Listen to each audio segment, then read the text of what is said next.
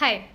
So I received a lot of requests to share a particular timetable for students who are appearing for CLAT or other law entrance exams. देखो यार, कुछ चीज़ें होती है जो हर एक इंडिविजुअल पे डिपेंड करती है। जैसे कि आपको जो आप सब्जेक्ट्स पढ़ रहे हो वो आपको नोट्स लिख कर ही याद होते हैं या फिर सिर्फ रीडिंग से आपका काम चल जाता है। It's a human mind and we are not a robot.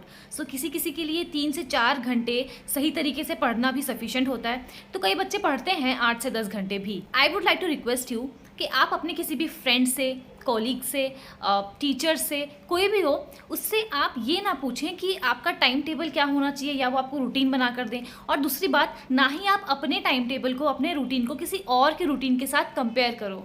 ज़रूरी नहीं है कि आप भी 10 घंटे पढ़ो बिकॉज और लोग पढ़ रहे हैं, या फिर आप भी उसी पर्टिकुलर बुक से पढ़ो जिसे दूसरे लोग रेफ़र कर रहे हैं। हमारे पेरेंट्स जब हमें किसी और के साथ कंपेयर करते हैं तो हमें बुरा लगता है ना, और हम बोल भी देते हैं कि बस यार हमें किसी के साथ कंपेयर मत करो, हर इंसान अलग होता है। फिर ये सेम बात हम अपने ऊपर क्यों नहीं अप्लाई करते? हर किसी का सराउंडिंग्स, पढ़ने का टाइमिंग्स, सब कुछ डिफरेंट होता है। कुछ स्टूडेंट्स होते हैं जो सिर्फ रात को कॉन्सेंट्रेट कर पाते हैं पढ़ाई पे, और कुछ होते हैं जो सुबह 3 से 4 बजे उठकर पढ़ते हैं। तो क्योंकि माहौल अलग है और हम सबकी अपनी इंडिविजुअलिटी है, तो इसीलिए हर किसी का टाइम टेबल सेम नहीं हो सकता।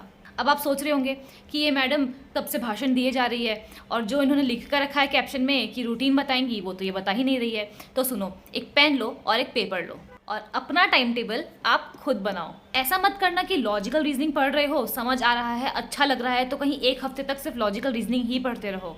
हर एक सब्जेक्ट के लिए अपना टाइम डिवोट करो, हर सब्जेक्ट को अपना टाइम स्लॉट दो। अगर आपने सोच के रखा है कि आज मुझे लीगल एप्टीट्यूड पढ़ना है तो मुझे पढ़ना ही है, मैथ्स प्रैक्टिस करनी है तो करनी ही है, बट एक बार टाइम टेबल बन जाए ना और आपने अपना गोल सेट कर लिया हो कि हाँ कल सुबह जब मैं उठूंगा तो मुझे ये पढ़ाई करनी है, तो उसके बाद जो सब्जेक्ट चूज़ किया है और जितना उसका पोर्शन आपको कंप्लीट करना है, वो अगर उस दिन कंप्लीट ना हो तो लिटरली सोना भी नहीं है। बिकॉज टाइम टेबल तो हर कोई बना लेगा, बट अगर उस टाइम टेबल को फॉलो ना करने की आदत पड़ गई ना तो there is no going back. For any query or help, you can comment down below, or you can also follow me on Instagram.